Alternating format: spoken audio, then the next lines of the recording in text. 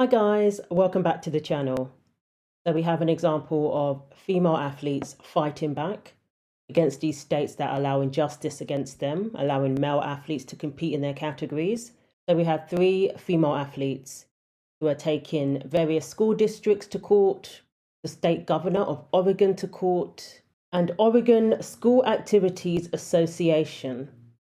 They're being taken to federal court for violations of Title IX.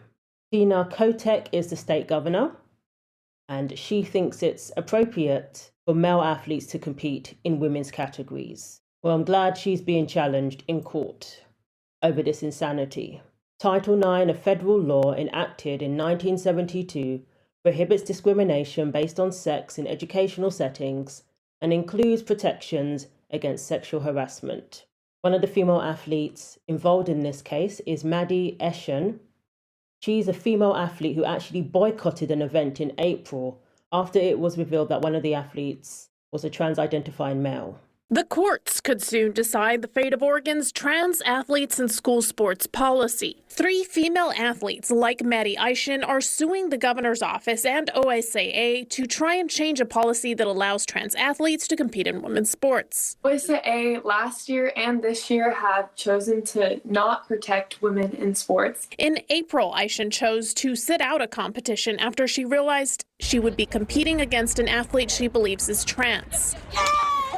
It's a protest she feels will protect other women. I just think about all of these young girls in my life that look up to me, and I have a lot of younger cousins, and I just cannot stand by and think about them having to face these situations that I've had to go through. No one wants young girls to be put in a position where in order to participate in sports, they have to be willing to compete against a male athlete.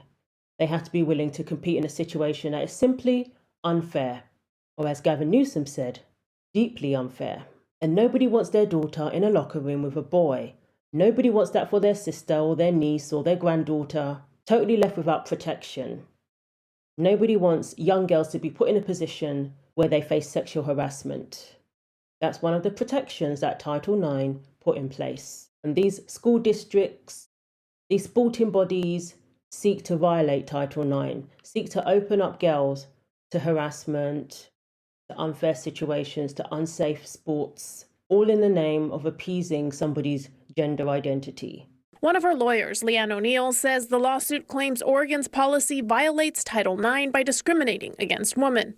When males who identify as transgender are allowed to compete in categories designated for females, there inherently necessarily becomes a violation that occurs, and there is no longer the equal opportunity for the females. One of the female athletes in this case has lost to a trans athlete at least 3 times, including missing out on winning state championships. Contrary to what people might say to these young female athletes, it is a big deal that you lost out on a state championship to somebody who should never have been competing in your category. So I wish this young lady and the other 2 female athletes involved in this court case every success.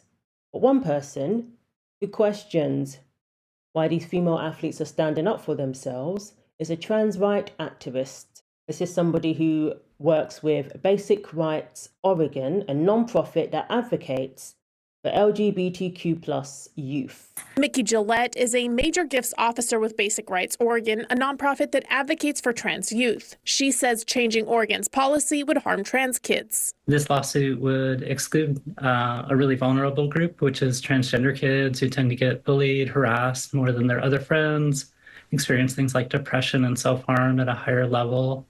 So this is a bit more of what Mickey Gillette had to say. I think we could have, nuanced discussions about, well, how do we solve this? If we really think that there is a lack of fairness happening, how do we solve that? I don't think it's by calling girls men. I don't think it's by suing to segregate kids from other kids. In California, they have this new policy. If a trans girl is competing and she places in the top 3, then 4 medals will be given, so that 1 trans girl and 3 cis women will be awarded. So this person is citing the CIF's new policy, which, may I stress, is new. But this has been going on for many, many years now. How many girls have been denied state championships? How many girls have been disenfranchised by male athletes who identify as trans, have been in locker rooms with a boy who claims to identify as trans against her will? So the CIF have introduced a policy very recently saying that they can all get medals. Whoop-de-doo. That doesn't make up for everything that girls have lost.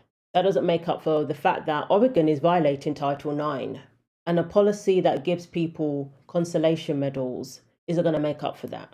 Even questioning how we can solve this is an admission that this is a huge problem. It's an admission that this is unfair. The fact that this person is talking about ways to solve this issue, that is an admission that the state of Oregon is not providing a level playing field for female athletes. The state of Oregon is not providing fair and safe sports for female athletes. If they were doing that, we wouldn't have to talk about how we could solve this issue. And the answer has been there all along. The fact that sports has categories that are based on biological sex, not based on how somebody feels. And this isn't about whether somebody calls a biological male a man. This is about what is fair and safe for female athletes. We have to use clear language when we're talking about this. We're not talking about girls who are different. We're talking about male athletes. Yes, boys. Yes, men. That's what we're talking about. In the state of Oregon, there are no requirements for these transgender athletes to undergo hormone therapy to suppress their testosterone. All they need to do is declare that they identify as a girl. Coaches have even said that boys take advantage of this. They compete as a boy in the fall, come back in the summer, and claim to be a girl and dominate track and field. This is wrong on every level. These are not girls. They're boys saying they're a girl. They're playing a fall sport, come back and play a girl sport, and go back to playing a boy sport. All they have to do is change their paperwork at the district office. I'm not going to support it. I'm never going to lie to a kid. I'm going to support my wife, who was a pioneer in Title IX. And every other girl that's come along now expects every adult to do the right thing and protect them. We're not protecting girls now.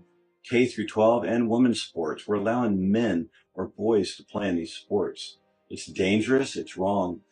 We have boys in the locker rooms watching girls go through their get ready for practice or a match or a game. How wrong is that for a girl to have to endure something like that? What we would have called 5 or 6 years ago somebody going to jail is now acceptable in high schools and middle schools. This is absolutely wrong when a girl has to fear this, but she can't say anything. And if you're in a public school, at least in Oregon, you can't say anything, or you will be ostracized, you will be put down, you will be shamed, and you just don't have a voice. People can't stand up and say anything, but I will. These policies attract those who simply want to cheat, those who simply want to go into the girls' locker room. These policies leave no protection for these female athletes whatsoever. And these policies allow girls to be robbed of state championships, robbed of holding records, robbed of various accolades and opportunities. But this is allowing direct discrimination against female athletes, direct discrimination against women and girls. That lawyer is 100% correct.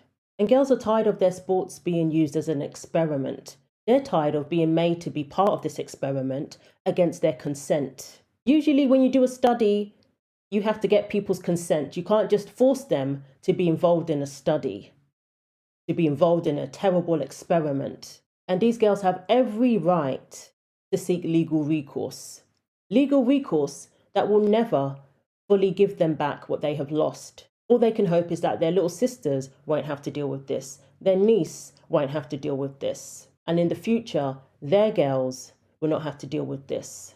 That's all they can hope for now, because you can't give them back the moment of winning a state championship. I've seen some very impressive performances by these female athletes. Yet, because a male was in their competition, that moment was stolen from them when they should have been the one standing on that podium in the top spot. Or they should have been the one standing on the podium in the first place.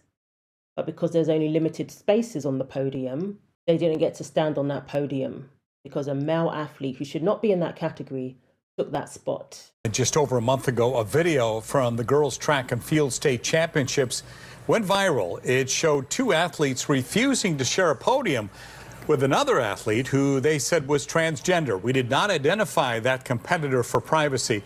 Alexa Anderson from Tigard High School was one of the athletes who refused the podium, and here's what she told K2 in June.